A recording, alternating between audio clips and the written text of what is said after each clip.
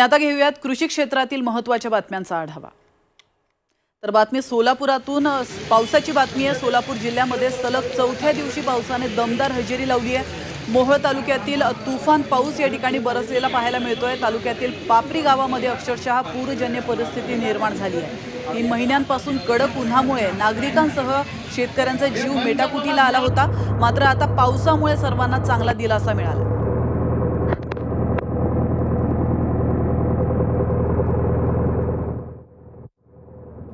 तर आता धाराशिव जिल्ह्यामध्ये काय परिस्थिती आपण पाहूयात। धाराशिव जिल्ह्यातील शेतकरी पावसाची आतुरतेने वाट पाहतायत। तर नांगरणी, मोघडणी, पाळी या पेरणीपूर्व मशागतीसाठी धाराशिव जिल्ह्यातील शेतकऱ्यांची लगबग सुरू आहे। बहुतांश शेतकऱ्यांनी पेरणीपूर्व मशागतीची कामं पूर्ण देखील केली आहेत। तर जिल्ह्यामध्ये मान्सूनपूर्व पावसाच्या सरी बरसल्या असल्या तरी पेरणी योग्य पाऊस मात्र अद्याप देखील झालेला नाहीये। त्यामुळे बळीराजा चातकासारखी पावसाची वाट पाहतोय। बघतात चौकड राज्यात पाऊस पडला पण इकडे धाराशिव मध्ये काय पाऊस पडला नाही। धाराशिव कळंब शहराच्या आजूबाजूच्या खेड्यापाड्याला पडला पण कळंब शहरामध्ये तर कसलाच पाऊस नाही। कळंबच्या शहराच्या बाजूच्या आसपासच्या 10-5 खेड्याला कसलाच पाऊस नाही। कधी पेरणी करणार आहेत आता? पाऊसच पडला नाही तर पेरणी काय करायची। तर लातूरमध्ये गेल्या 3 दिवसांपासून निलंगा तालुक्यातील विविध भागांमध्ये वादळी वाऱ्यासह पाऊस पडतोय आणि या वादळी वाऱ्यामुळे हनुमंतवाडी परिसरातील अनेक शेतकऱ्यांच्या पपईच्या बागांचं मोठ्या प्रमाणात नुकसान झालंय। त्यामुळे शेतकरी पुन्हा एकदा संकटात सापडलाय। प्रशासनाने तात्काळ पंचनामे करून मदत द्यावी अशी मागणी शेतकरी करतायत।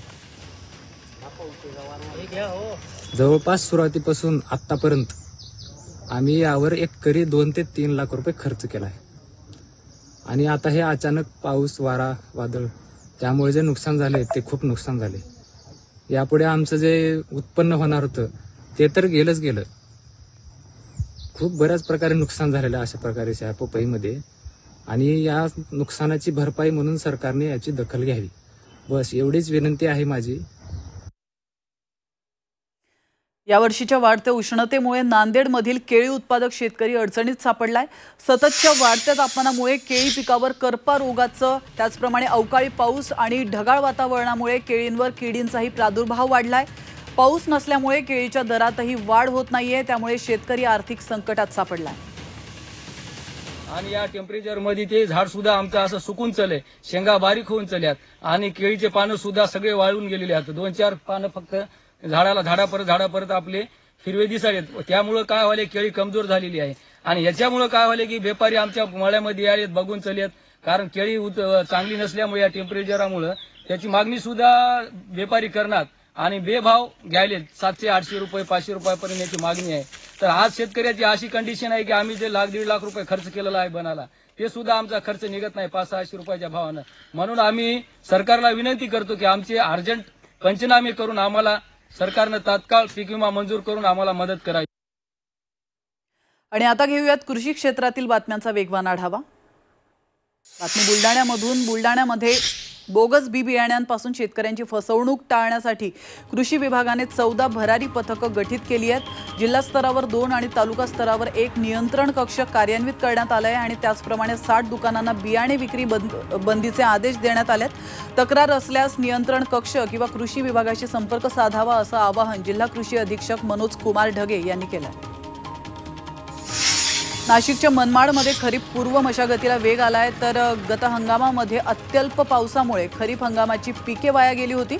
यंदा मात्र चांगला पाऊस पडेल असा अंदाज हवामान खात्यानं वर्तवलाय। आता जोरदार पावसाला सुरुवात झाल्याने शेतकऱ्यांच्या आशा पल्लवित झाल्यात। मात्र बियाणे आणि खतांच्या किमतीमध्ये वाढ झाल्याने शेतकऱ्यांना अडचणींना सामोरं जावं लागतं। अकोल्यातील पंजाबराव देशमुख कृषी विद्यापीठातील 52व्या संयुक्त कृषी संशोधन आणि विकास समितीची बैठक पार पडली आहे। 7 जून ते 9 जून दरम्यान या बैठकीचं आयोजन करण्यात आलं होतं। तर बैठकीमध्ये 4 विद्यापीठांच्या 288 संशोधन शिफारशींना मान्यता देण्यात आली आहे। नंदुरबार जिल्ह्यात पावसाआधी शेतकऱ्यांची ताडपत्री खरेदीची लगबग सुरू झाली आहे। यावर्षी सरासरीपेक्षा अधिक आणि लवकर मान्सून दाखल होणार आहे। त्यामुळे पावसापासून घरांचं, जनावरांचं आणि कृषी मालाचं संरक्षण व्हावं यासाठी विविध वस्तूंची खरेदी करण्यात येते। त्यामुळे यंदा ताडपत्रीचे दरही वाढले आहेत। महाराष्ट्रातल्या अनेक भागात मान्सून सक्रिय झालाय। कोल्हापूर जिल्ह्याला या मान्सूनचा जोरदार तडाखा बसलाय। जिल्ह्यातील कागल तालुक्यातल्या अनेक भागात शेतकऱ्यांचं मोठं नुकसान झाल्याचं कळत आहे, तर कापशी खोऱ्यातील हणबरवाड आणि बेरडवाडी त्याचप्रमाणे तमनाकवाडा या गावातील शेतकऱ्यांचे अतोनात नुकसान झालंय। भाजप नेते समरजित घाडगे यांनी या भागाला भेट देऊन शेतकऱ्यांची व्यथा जाणून घेतली। कोल्हापूर जिल्ह्यात मान्सूनचं जोरदार आगमन झालंय। अनेक भागांमध्ये मुसळधार पाऊस पडलाय, यामुळे सकल भागात पाणी साचल्याचं चित्र देखील पाहायला मिळालंय। रस्ते, ओढे, नाले ओसंडून वाहत आहेत। मान्सूनच्या पहिल्याच सरीमुळे जनजीवन विस्कळीत झाल्याचं पाहायला मिळालंय।